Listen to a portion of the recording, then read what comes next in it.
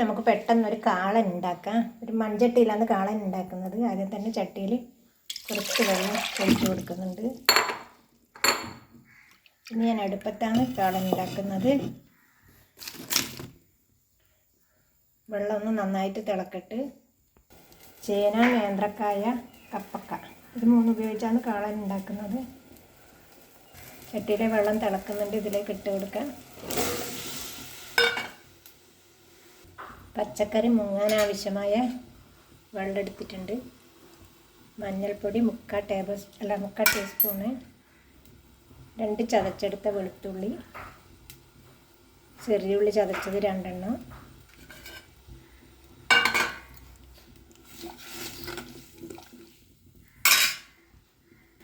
കറിവേപ്പില നമുക്ക് അടച്ച് വേവിച്ചെടുക്കാം.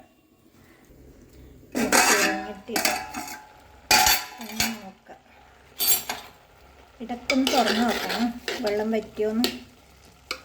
ഞാൻ 2 പ്രാവശ്യം തുറന്ന് നോക്കി. നമുക്ക് ഉപ്പിട്ട് കൊടുക്കാം. ഒരു 1.5 ടീസ്പൂൺ ഉപ്പിട്ട് കൊടുക്കുന്നുണ്ട്. കഷ്ണം നന്നായി വെന്തിട്ടുണ്ട് കേട്ടോ.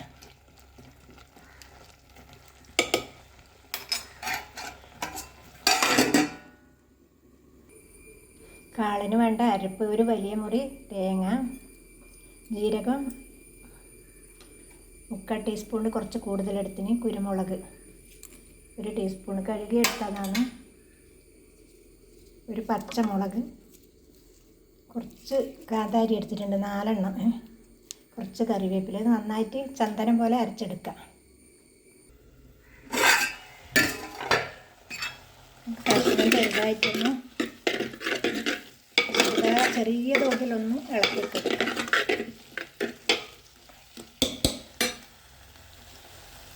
അരപ്പ് ചേർത്ത് കൊടുക്കുക.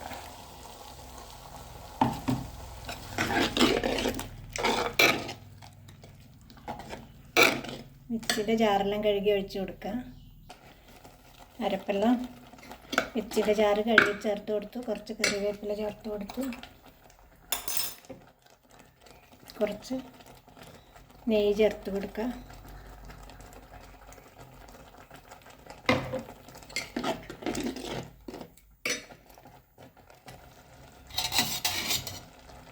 കുറച്ച് തൈര് ചേർത്ത് കൊടുക്കുന്നുണ്ട്. ഞാൻ തൈര് ചേർത്തിട്ടാണ് തേങ്ങ അരച്ചെടുത്തത്. മിക്സ് ചെയ്തതിന് ശേഷം നമുക്ക് അടുപ്പത്തു നിന്ന് വാങ്ങി മാറ്റി വെക്കാം.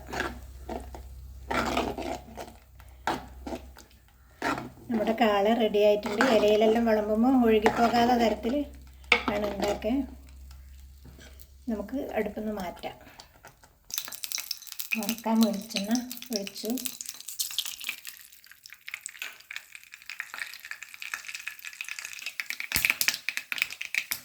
കാൽ ടീസ്പൂൺ ഉലുവ ഇട്ട് കൊടുക്കുക. കടുക് പൊട്ടി.